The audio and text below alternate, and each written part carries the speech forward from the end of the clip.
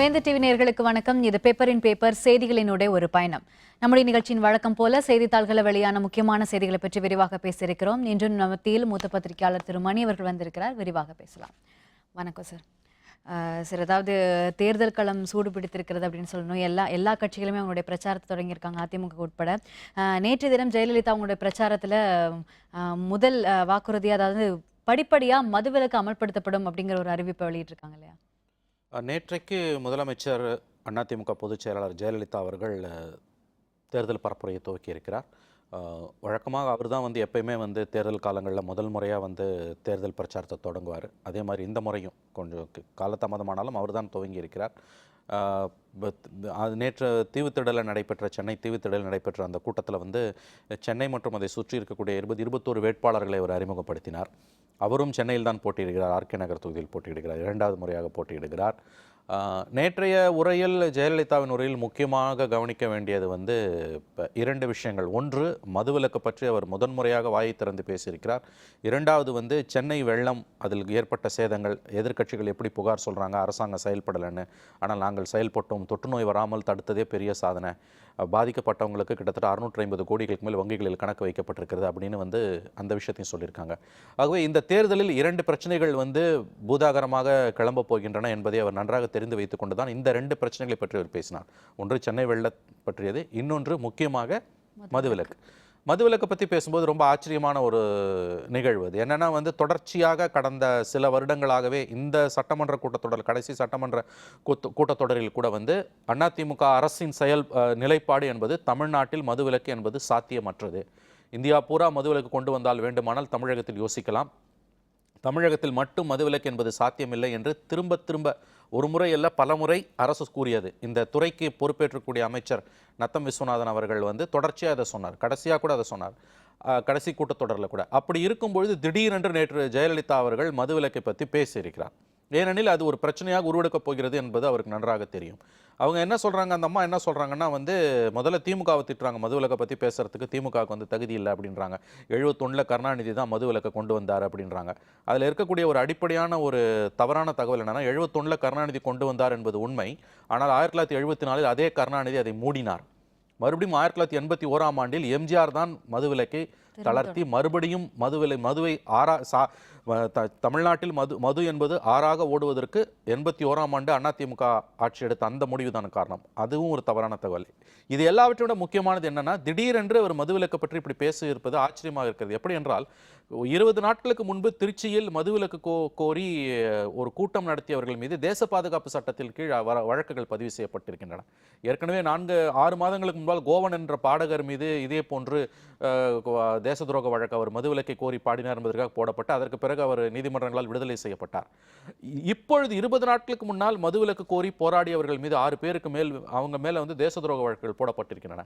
ஆகவே மதுவிலக்குக்காக பேசுபவர்கள், எழுதுபவர்கள், போராடுபவர்கள் மீது ஒரு பக்கத்தில் தேச துரோக வழக்குகளும், இன்னொரு பக்கத்தில் சட்டமன்றத்திலேயே நாங்கள் மதுவிலக்கை அமுல்படுத்த மாட்டோம் என்று சொல்லி வந்திருக்கக்கூடிய ஒரு அரசு திடீரென்று தேர்தல் காலத்தில் நாங்கள் மதுவிலக்கை அமல்படுத்த போகிறோம், அதுவும் படிப்படியாக அமல்படுத்த போகிறோம் என்று சொல்வது இது முழுக்க வாக்கு வங்கி அரசியலை மையமாக கொண்டது என்பதுதான் நாம் இதிலிருந்து தெரிந்து கொள்ள வேண்டிய விஷயம். எந்த அளவுக்கு இந்த அரசு, ஜெயலலிதா அரசு இதில் ஒரு கன்சிஸ்டன்சி இல்லாமல், ஒரு ஸ்திரமற்ற தன்மையாக அவர்கள் இந்த மதுவிலக்கு பிரச்சனையை அணுகி கொண்டிருக்கிறார்கள் என்பது நன்றாக தெரிகிறது. ஆனால் எப்படி பார்த்தாலும் இந்த விவகாரம் பூதாகரம் எடுக்கப் போகிறது. இன்னைக்கு திமுகவோட தேர்தல் அறிக்கை வர இருக்கிறது. அவர்கள் மதுவிலக்கை பற்றி பெரிய அளவில் வாக்குறுதிகள் கொடுக்க போகிறார்கள் என்று தகவல்கள் வந்து கொண்டிருக்கிறது. எல்லா கட்சிகளுமே பிரச்சாரத்தில் முக்கியமா வைக்கிறது மதுவிலக்கை தான் வைக்கிறார்கள். இன்னும் சொல்ல போனால் இவர்கள் இந்த எல்லா கட்சிகளையும் விட மதுவிலக்குக்காக தொடர்ச்சியாக பல ஆண்டுகளாக போராடி வரக்கூடிய ஒரே கட்சி பாட்டாளி மக்கள் கட்சி. இப்போ இந்த 2011 ஆண்டுக்கு பிறகு மட்டுமல்ல, அதற்கு முன்பும் டாக்டர் ராமதாஸ் அவர்கள் பல ஆண்டுகளாக போராடி வருகிறார். அதில் பாமக இருக்கக்கூடிய கன்சிஸ்டன்சி மற்ற கட்சிகளுக்கு கிடையாது. ஆனால் இன்னைக்கு என்னன்னா இன்னைக்கு எல்லாரும் அதை பேச ஆரம்பிச்சிட்டாங்க மதுவிலக்கை பத்தி. ஆகவே இது திமுக வாக்குறுதியை கொடுத்துட்டாங்க. இந்த அம்மா ஆனால் இவர்கள் எல்லாரையும் செய்யறதுக்கும் ஜெயலலிதா அவர்கள் செய்வதற்கான வித்தியாசம் என்பது, ஜெயலலிதா அரசாங்கத்தின் அமைச்சர்கள் தொடர்ச்சியாக மதுவிலக்கு என்பது அறவே சாத்தியமற்றது என்று பேசி வந்திருக்கிறார்கள்.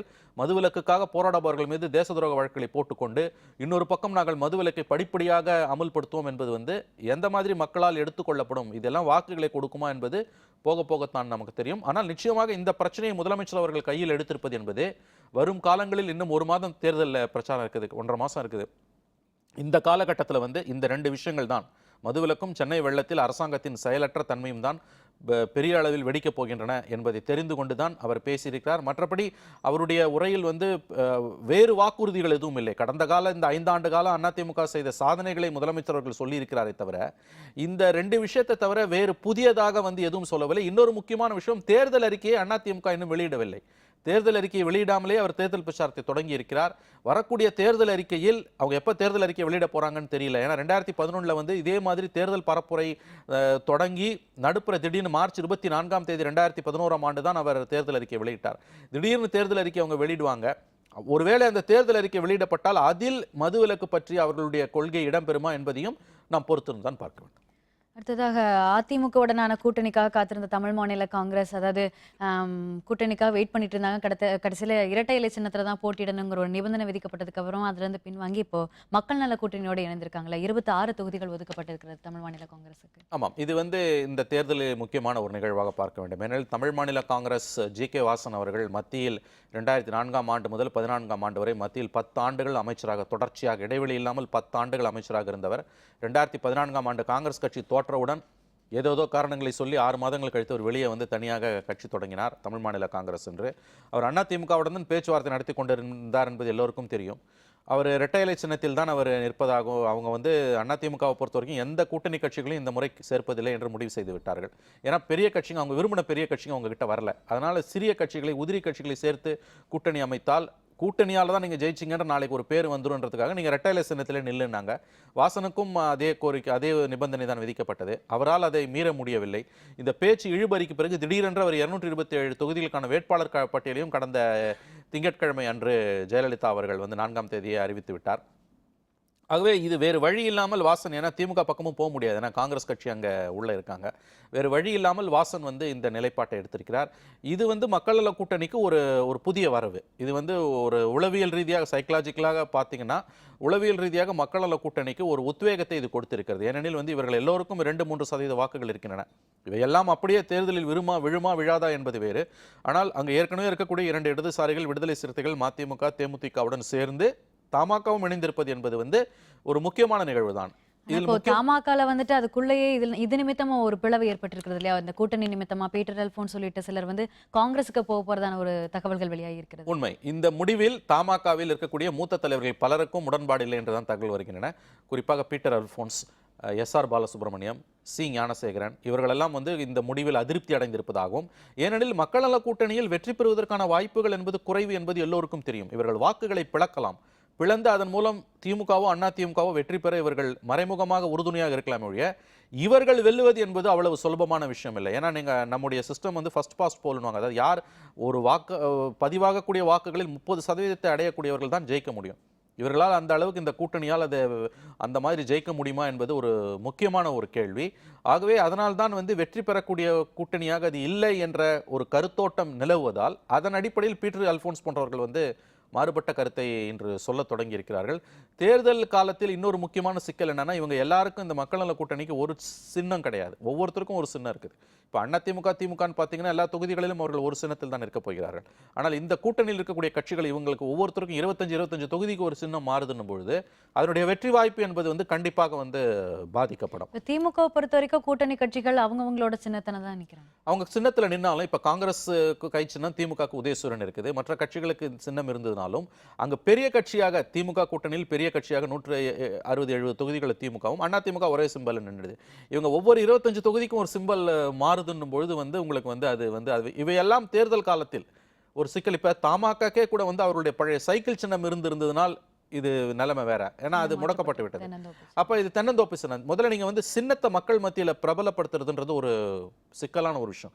இந்த கூட்டணியின் வெற்றி வாய்ப்புக்கு ஒரு சின்னம், ஒரே சின்னம் இல்லாததும் ஒரு சிறிய அளவில் ஒரு பாதிப்பை ஏற்படுத்தலாம். அது இல்லாட்டியும் பாதிப்பு இருக்குது, ஆனால் சின்னம் இல்லாதது அடிஷ்னலா இவர்களுக்கு ஒரு பிரச்சனை. தொடர்ந்து திமுக மற்றும் அதனுடைய கூட்டணி கட்சிகள் எல்லாத்துக்கும் இப்போ தொகுதி பங்கீட்டில் ஒரு சொல்யூஷன் வந்திருக்குல்ல எல்லாம். அதாவது காங்கிரஸுக்கு கிட்டத்தட்ட 41 தொகுதிகள் ஒதுக்கப்பட்டிருக்கிறது, புதிய தமிழகம் கட்சிக்கு 4 தொகுதிகள். இந்த மாதிரி அவங்க எல்லார் தரப்புலையுமே அவங்க விருப்பப்பட்ட தொகுதிகள் கிடைச்சிருக்கு அப்படிங்கிற தகவல் தான் வந்திருக்கு. ஆமாம், இப்போ கடந்த தேர்தலில் நீங்கள் 2011 63 தொகுதிகளை காங்கிரஸ் கட்சி திமுகவை உருட்டி மிரட்டி வாங்கியது. அன்றைக்கு இருந்த நிலைமை இன்னைக்கு கிடையாது. 41 தொகுதிகள் தான் கொடுக்கப்பட்டிருக்கின்றன. முதலில் அது 25 தான் கொடுப்போம் நாங்கள், குலாம் நபி ஆசாத் வந்து பேசிட்டு போன பிறகு. அதன் பிறகு 41 என்று வந்து கையெழுத்தாகிவிட்டது. புதிய தமிழகம் கட்சிக்கு 4, மனிதநேய மக்கள் கட்சி 5, இந்திய யூனியன் முஸ்லீம் லீக் 5. எல்லோருக்கும் இடங்கள் மட்டுமல்லாமல் எண்ணிக்கை மட்டுமல்லாமல் இடங்களும் அறிவிக்கப்பட்டு விட்டன. தெளிவாக அவங்களுக்குள்ள அந்த பிரிவினை நடந்துடுச்சு. இது வந்து காங்கிரஸ் திமுக கூட்டணியில் சீட் அலோகேஷனில் வந்து சிக்கல் நீடிக்கும், அதனால் காங்கிரஸ் தனியாக போயிடும் அப்படிலாம் பேசினாங்க. பட் அது நடக்கலை. ஒரு விதமான 2வது சந்திப்பிலேயே குலாம் நபி ஆசாதால் வந்து 41 தொகுதிகளை வந்து கோரி பெற முடிந்திருக்கிறது. சென்னையிலேயே 2-3 தொகுதிகளில் அவர்கள் மயிலாப்பூர், ராயபுரம் போன்ற தொகுதிகளில் போட்டியிடுகிறார்கள். இது வந்து பிரச்சாரத்துக்கு போகும்பொழுது வந்து இவர்கள் அடுத்து என்னெல்லாம் நடக்கும்ன்றதை நம்ம பார்க்கணும். இப்போ தலைவர்கள் யார் யார் வரப்போகிறாங்க என்னன்றதை பார்க்கணும். தேர்தல் அறிக்கை ஒரு முக்கியமான விஷயம்.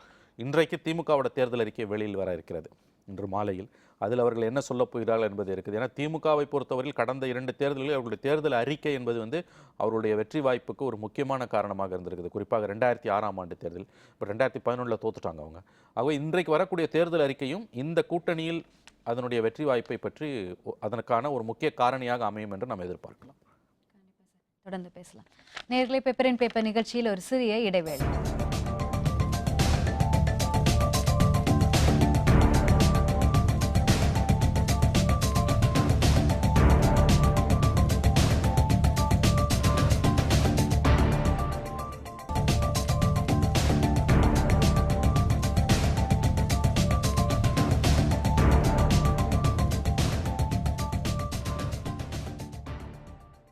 பேப்பர் இன் பேப்பர் தொடர்கிறது, தொடர்ந்து பேசலாம்.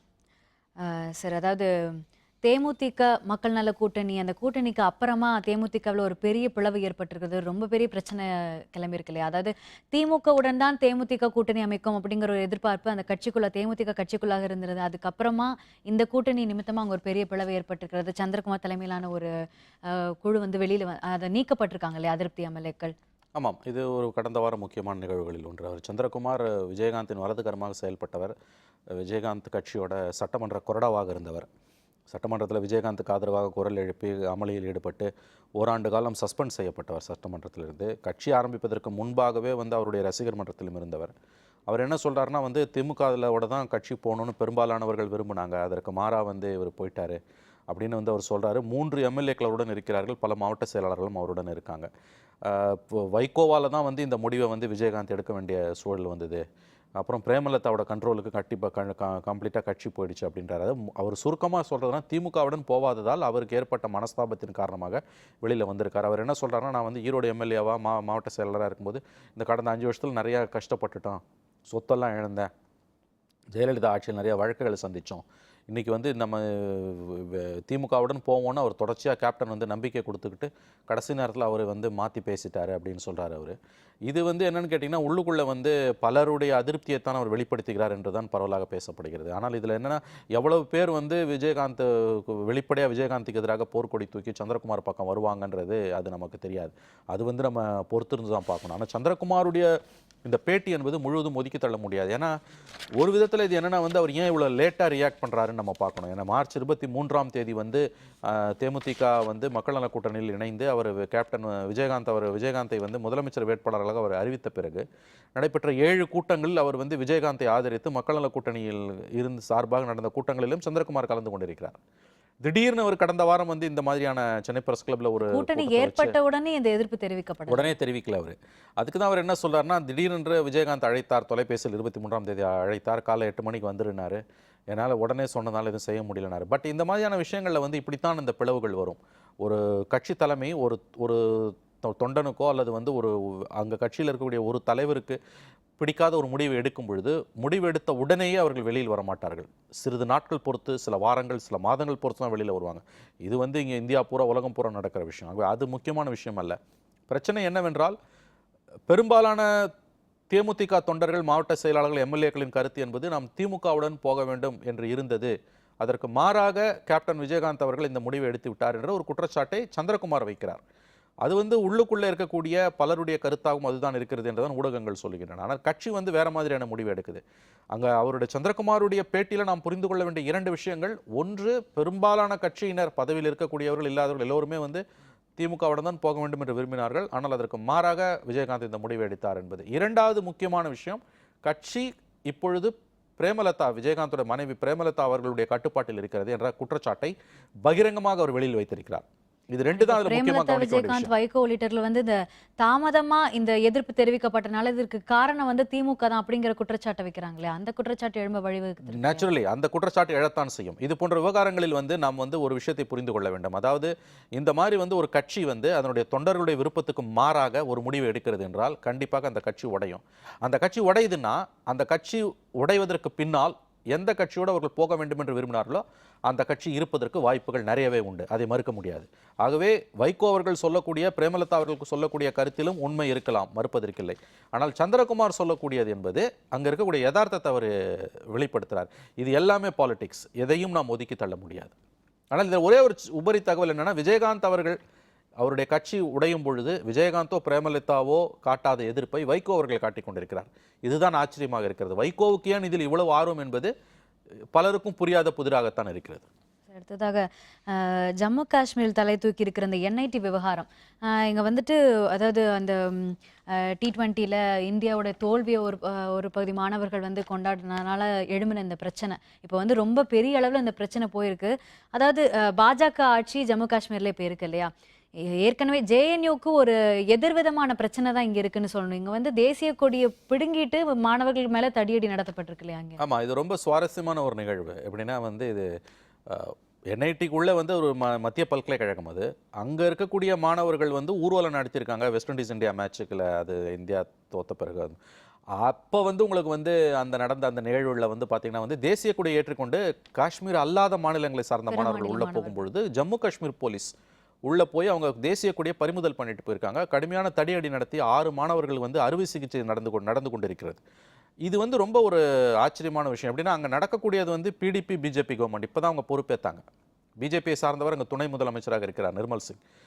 JNKல இதில் JNUவில் ஜவஹர்லால் நேரு பல்கலைக்கழகத்தில் அவர்கள் பாரத் மாதா கி ஜெய் என்ற கோஷம் போடலை, அதனால் நாங்கள் இதை அனுமதிக்க மாட்டோம், கோஷம் போட்டு தான் ஆகணும்னு சொல்லக்கூடிய பாஜக, தேசிய கொடியை ஏற்றணும்னு சொல்லக்கூடிய பாஜக அங்கே உள்ளுக்குள்ளே தேசிய கொடியை பிடுங்கி கொண்டு பார்த்ததை பார்த்து அமைதியாக இருக்கிறது. ஏன்னா அங்கே உள்ளே இருக்கக்கூடிய கள நிலவரம் என்பது வேறு. ஆகவே டெல்லியில் ஒரு ஸ்டாண்டு, ஜம்மு காஷ்மீரில் ஒரு ஸ்டாண்ட் எடுக்கிறாங்கன்ற பரவலான குற்றச்சாட்டை காங்கிரஸும் மற்ற கட்சிகளும் அங்கே அவர்கள் மீது வைத்துக் கொண்டிருக்கின்றன. தேசிய கொடியை, இந்தியாவின் தேசிய கொடியை எடுத்துக்கொண்டு ஊர்வலமாக சென்ற மாணவர்கள் மீது தடியடி நடத்தியதும் தேசிய கொடியை பறிமுதல் செய்வதும் என்பது கேலிக்கூத்தான விஷயம். ஆனால் அங்கே இருக்கக்கூடிய கள நிலவரம் இன்னைக்கு அப்படி தான் இருக்குது. அங்கே என்னென்னா ஜம்மு காஷ்மீர் மாணவர்கள் தேசிய கொடியை ஏற்றுவதை எதிர்க்கிறார்கள். காஷ்மீர் அல்லாமல் காஷ்மீருக்கு வெளியிலிருந்து வந்திருக்கக்கூடிய மாணவர்கள் தேசிய கொடியை ஏற்ற வேண்டும் என்று சொல்லுகிறார்கள். ஆகவே இதில் பாஜக அரசு தெளிவாகவே இன்று அம்பலப்பட்டு நிற்கிறது. எப்படின்னு கேட்டிங்கன்னா ஜம்மு காஷ்மீரில் ஒரு ஸ்டாண்டு, ஹைதராபாத் சென்ட்ரல் யூனிவர்சிட்டியில் ஒரு ஸ்டாண்டு, NITயில் ஒரு ஸ்டாண்டு, ஒரே பிரச்சனை, ஒவ்வொரு மாநிலத்துக்கும் ஒரு ஸ்டாண்டு. ஆகவே ஜம்மு காஷ்மீரில் ஆட்சியை தக்க வைத்துக் கொள்ள வேண்டும் என்பதற்காக PDP மெஹபூபா முஃப்தியோட ஆட்சியில் இருக்க வேண்டும் என்ற காரணத்திற்காக, மெஹபூபா முஃப்தியோட மனம் கோணக்கூடாது, PDPயோட மனம் புண்படக்கூடாது என்ற காரணத்திற்காக அங்கு வேறு ஒரு நிலைப்பாட்டை பாஜக எடுத்திருக்கிறது. அது தெளிவாகவே தெரிகிறது. இன்று மிக கடுமையான விமர்சனங்களுக்கும் இந்த விவகாரம் ஆளாகி இருக்கிறது. எப்படின்னா நீங்கள் ஒரே விஷயத்தில் இப்படி ஒரு ஸ்டாண்ட் எடுக்க முடியும்? பாரத் மாதா கி ஜெய் என்று சொல்லாதவர்கள் எல்லாம் தேச துரோகிகள், அவர்கள் இந்தியாவை விட்டு வெளியேறலாம் என்று சொல்லக்கூடிய பாஜக அங்கு தேசிய கொடி முழுவதுமாக ஏற்றப்படாமலும் அதை பிடுங்கி கொண்டு போலீஸ், ஜம்மு காஷ்மீர் போலீஸ் ஓடும் பொழுது அந்த அரசில் பங்கு பெற்றிருக்கக்கூடிய பாஜக இதை எப்படி டிஃபெண்ட் பண்ண போகுது, எப்படி இதை நியாயப்படுத்துவாங்கன்ற கேள்வி பரவலாக எழுந்திருக்குது. வரும் நாட்களில் இது என்ன மாதிரியான ஷேப் எடுக்குன்றதை நம்ம பொறுத்து தான் நம்ம பார்க்கணும்.